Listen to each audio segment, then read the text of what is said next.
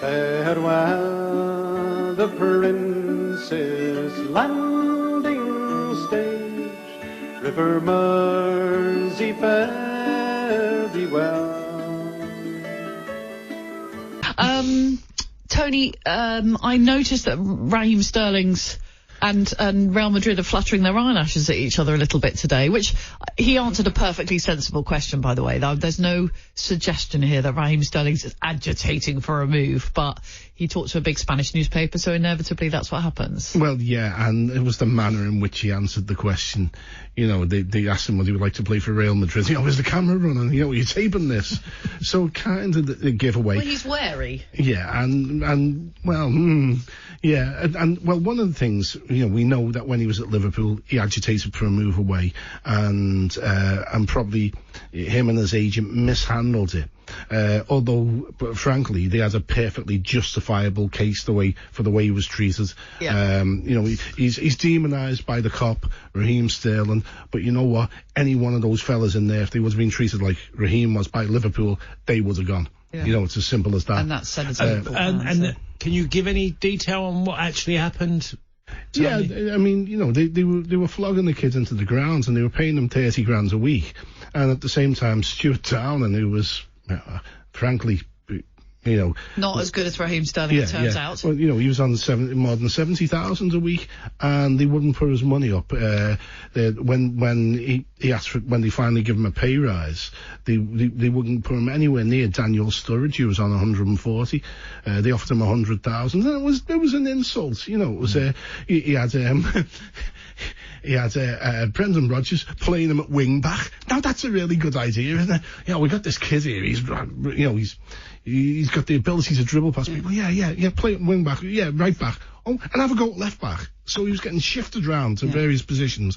Basically, he felt like he wasn't valued, and I don't think he was. And England, and everyone was starting to hang their England hopes on him as well, and he was still being very undervalued by Liverpool. Yeah, I mean, look, I understand that he agitated, but I still don't blame him for wanting to go to. No, they just when he did. They just did it in the wrong way, really. And so there's that. He's got that reputation, and to be fair, he is ambitious, and his agent's ambitious, and they're looking to see where they might go. And this is probably going to, Manchester City fans will want to lynch him up now, but it's always felt like City was a staging post. You know, there are bigger clubs than City, and Real Madrid and Barcelona in particular are bigger. I've actually been surprised this week, and we discussed this with Pep last week about. And I guess, of course, you want to commit your future to the club that have given you loads of success and things like that. But actually, we discussed what happens if Pep finds out or realises that the club have lied to him. Now, I'm not suggesting they have, but I'm saying he's so adamant about staying at City.